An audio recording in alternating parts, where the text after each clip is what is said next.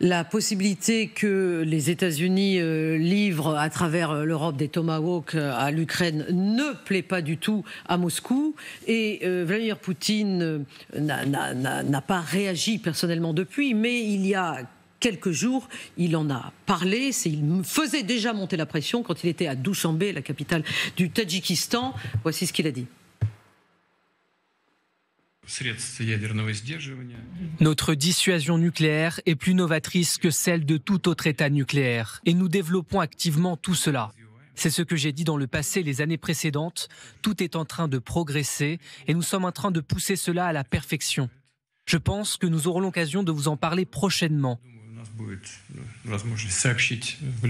Mais une nouvelle arme que nous avons annoncée est en train de voir le jour et est en phase de test. Ces tests se déroulent bien. En ce qui concerne les composants intercontinentaux en mer et dans les airs, la nouveauté et la modernité, comme le disent les militaires, sont à un très haut niveau et nous le maintenons. Général Richoux, là, Vladimir Poutine est dans une posture habituelle qu'on lui connaît, c'est-à-dire d'affirmer la puissance russe, de la projeter, de la répéter. Il dit la Russie, en gros, ne subit rien, n'attend pas que ça se passe. Elle expérimente de nouvelles armes. Voilà, c'est les armes miracles. Donc on sait ce que ça devient, les armes miracles dans l'histoire. Et quand on a besoin de dire qu'on a des armes miracles, c'est qu'on n'est pas forcément très bien assis sur ses papates arrière, comme on dit en langage militaire. Non mais véritablement, quand on a des armes et qu'on est puissante, en général, on n'a pas besoin de l'affirmer. Il passe sa vie à affirmer qu'il a des armes miracles, qu'il a la puissance nucléaire avec les armes les plus développées, les plus perfectionnées, les plus parfaites, etc. Bon, on n'a pas besoin de dire... Pour vous, c'est un signe de faiblesse. Mais écoutez, mais bien entendu, moi, quand j'étais dans la cour de récré, je faisais une tête de plus que tout le monde, je peux vous dire qu'on m'a jamais attaqué. Donc, mais non, mais c'est vrai, je me suis jamais battu, moi, dans la cour de récré, parce que j'étais le plus costaud. Mal, hein. Donc, j'ai jamais eu besoin de dire à mes camarades que j'étais le plus costaud. Voilà. Vous voulez dire quand c'est évident, c'est pas la peine de dire. Mais c'est évident. Les États-Unis n'ont pas besoin de dire qu'ils ont la première armée du monde. Ils n'ont pas besoin. Enfin, aussi, Donald Trump, il le dit pas mal quand même. Mais en même temps, il flatte son propre ego en le disant. Mais alors que lui, il a besoin. Cela, ils se ressemblent tous les deux. Il a besoin de se dresser sur ses ergots pour expliquer au monde que lui aussi, il est important et puissant. C'est un petit peu ça. Et en même temps, c'est véritablement un signe, à mon avis, de faiblesse. Parce que sinon, on n'a pas besoin de dire ça. Alors, il y a quand même quelque chose à retenir de toute cette expérience ukrainienne depuis le début, c'est que Vladimir Poutine a aboli la distance entre le nucléaire, le conventionnel, entre le nucléaire tactique et le stratégique. Il fabrique une confusion permanente en brandissant la menace nucléaire à tout bout de champ, comme le général Richoux vient de le rappeler. Il a complètement déréglé les compteurs qui existaient à l'époque de l'équilibre des puissances, à l'époque des deux blocs, entre par exemple l'URSS et le bloc de l'Ouest. Jamais les dirigeants soviétiques de l'époque ne se seraient autorisés ce genre de... Non, au contraire, parce qu'on savait depuis la crise de Cuba qu'il y avait une espèce de caractère figé de l'arme nucléaire réservé à la dissuasion. En banalisant le nucléaire, en le faisant... Vous voulez dire qu'ils avaient plus de tenue, les dirigeants soviétiques, c'est cela ? Ils avaient beaucoup plus de formation et de tenue aussi, et ils n'étaient pas dirigés par un lieutenant-colonel du KGB en RDA. Et ils avaient fait la guerre, donc ils savaient le prix du sang. Exactement. Aussi. Et ça, c'est tout, en fait. Cette génération-là, quand même, avait connu le prix du sang, et globalement, d'un côté comme de l'autre, n'avait pas envie que ça recommence. Alors que lui, c'est un animal. Non, mais c'est lui qui a commencé la guerre, qui a, enfin, son pays. Il connaît aussi le prix du sang de sa cadence, et pourtant ça n'arrête pas, parce que justement l'approche elle n'est pas du tout pareille. Pour Poutine, il n'hésite pas de toujours montrer à quel niveau la Russie était à l'équivalent avec les États-Unis, d'où l'importance de le souligner à chaque fois, parce qu'ils ne le sont pas, mais il faut le souligner. C'est comme ça que la perception, l'image qu'on peut dresser, ça devient une réalité. Et c'est une réalité pour pas mal de Russes, enfin pour presque les Russes qui habitent en Russie, enfin, et ceux qui croient à ce qu'on leur raconte.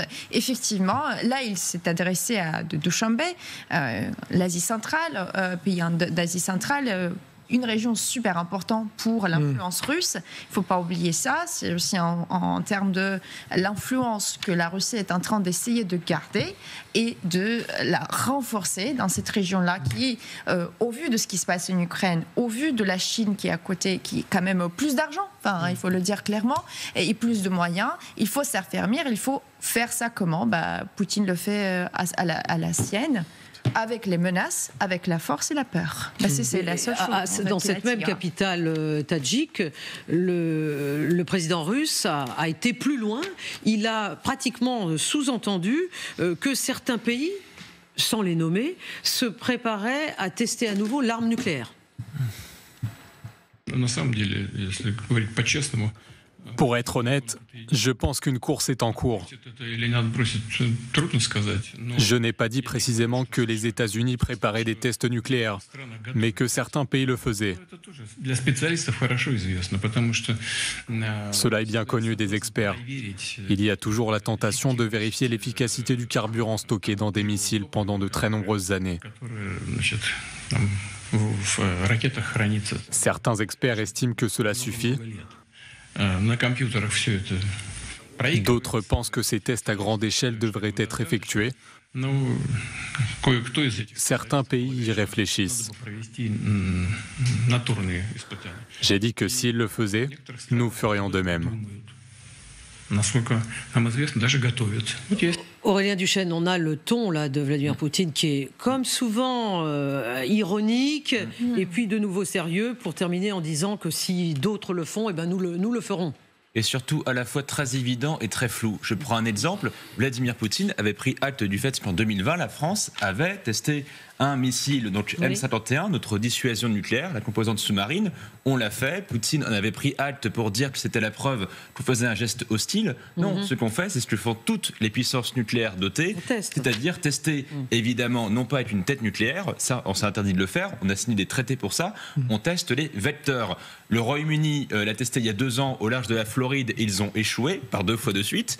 Nous, on avait réussi, mais le seul pays au monde qui teste des armes nucléaires actives, c'est l'allié de Poutine, la Corée du Nord, qui a lui-même fait venir de le conflit, tout en nous accusant, nous, d'escalader le conflit. On se rappelle quand même un petit peu de l'ordre des choses.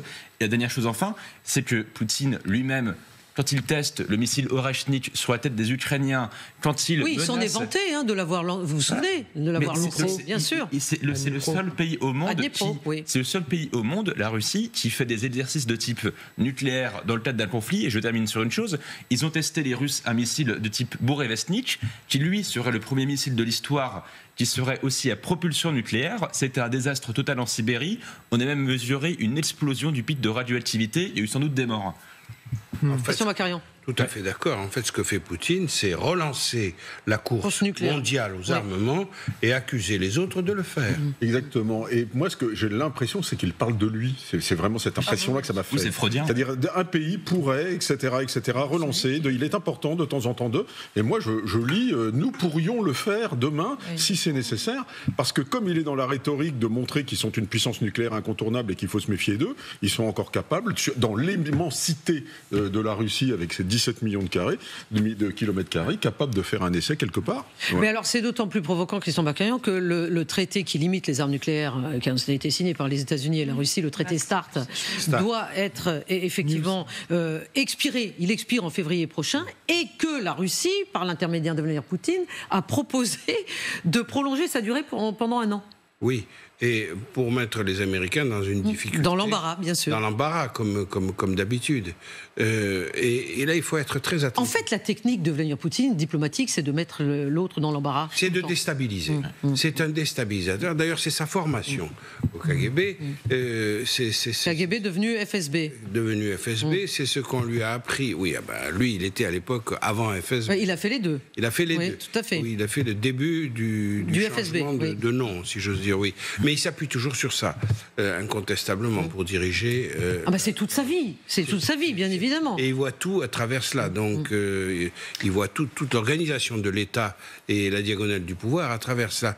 Mais ce qui est très important, c'est de rappeler que, pour Poutine, les questions d'équilibre des forces, de dissuasion nucléaire, etc., sont des sujets très importants, mais aussi très abstraits. Lui, il a une praxis, une pratique de l'usage de la menace nucléaire qui est vraiment tous azimuts et à tout bout de champ de manière presque intempestive.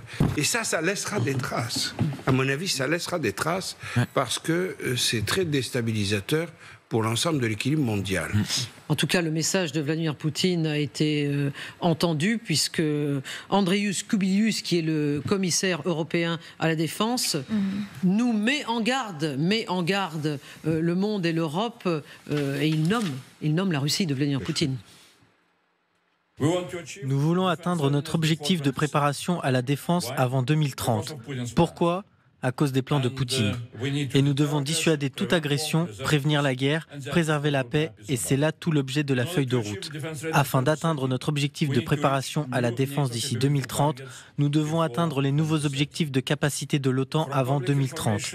D'après les informations publiques, nous pouvons estimer que nous n'avons actuellement atteint que 50% de ces objectifs. Nicolas Richoux, je n'ose pas dire ce que vous nous avez dit sur ce plateau dès que M. Kubilius est apparu et qu'il a pris la parole. Alors je vais dire les choses un petit peu plus poliment, mais il s'occupe de choses qui ne le concerne pas. D'abord, la première chose, l'article 4 du traité de l'Union européenne précise bien que la défense est une prérogative exclusive des États membres. Donc il n'a aucun mandat pour parler de ces choses-là. Deuxième chose, le commissaire de l'UE qui a été instauré par Madame von der Leyen est absolument hors des clous des traités de l'UE tels qu'ils existent aujourd'hui. C'est Madame von der Leyen qui l'a fait, qui l'a imposé au forceps. Et je rappelle qu'un certain nombre de pays sont contre, dont, alors je vous note, la France, l'Allemagne, l'Espagne, l'Italie, la Pologne et même la Hongrie. Alors la Hongrie, on s'en doute, ils sont contre tout, mais ils sont absolument hors de les clous. Je rappelle aussi que ce commissaire qui prétend exister, s'il a une légitimité, elle serait plutôt dans le domaine économique et industriel. Mais je rappelle aussi qu'il y a aussi des commissaires à l'économie et à l'industrie. Déjà, il leur piétine dessus. Ensuite, il piétine les prérogatives de Madame Kallas. Madame Kallas, qui est haut représentant aux affaires étrangères pour l'Union européenne, et ensuite elle piétine complètement les prérogatives des États membres qui s'occupent de défense. Donc là, il nous explique sous quelle compétence ce type, il n'a jamais rien fait de sa vie en matière de défense. Il nous explique aujourd'hui des choses qu'on ne lui a pas demandé. Je sens que vous êtes hors de vous. Oui, il nous explique aujourd'hui des choses qu'on ne lui a pas demandé. Le jour, il nous a fait le coup du mur de drones sur la Finlande, etc. Ça ne le concerne pas. Les seules choses dont il peut éventuellement discuter, c'est comment avoir un budget économique. Ce que vous nous dites, Nicolas Richoux, c'est qu'il a sa parole n'a aucune importance. Mais absolument. Les traités européens ne comprennent pas ce poste.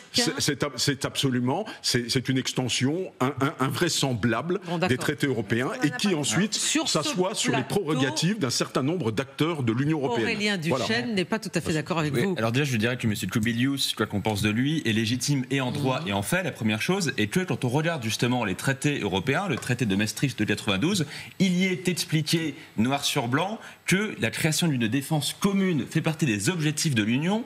Or, ce sont les objectifs de l'Union qui déterminent. Et l'article 4 précise que ce sont une prérogative des États membres qui sont dans l'UE.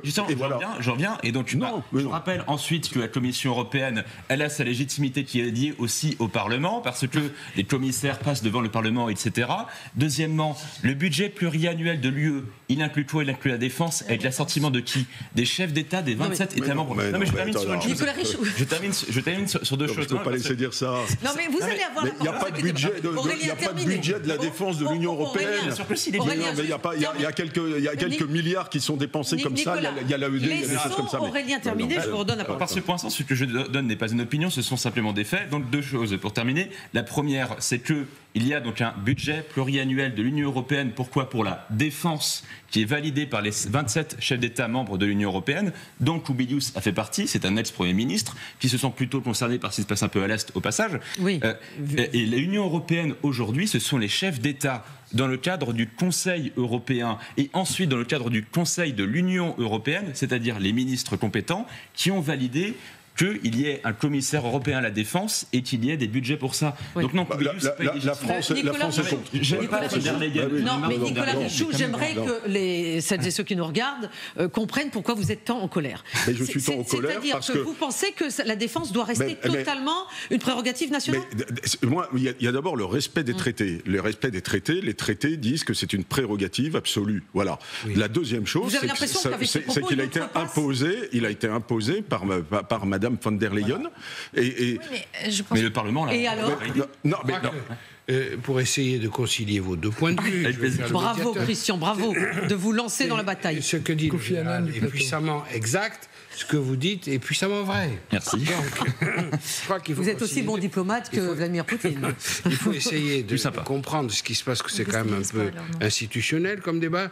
Oui. C'est simple. Madame Ursula von der Leyen, à la tête de la Commission, a décidé de donner une interprétation extensive des pouvoirs de la Commission, y compris en matière de défense, ce que ne prévoient pas les textes. Et voilà. Bon, donc elle a agacé beaucoup, y compris d'ailleurs des chefs d'État et de gouvernement, en parlant un peu à tort et à travers de l'Ukraine, nous, en utilisant le nous collectif, elle n'est pas tout à fait habilitée à le faire. Donc que des gens derrière elle et dans son sillage aient pris l'habitude, même Madame Kallas, qui pourtant est dévolue par les traités à la cause de la politique étrangère de l'Union européenne, même Mme Kallas peut parler un peu trop des questions militaires.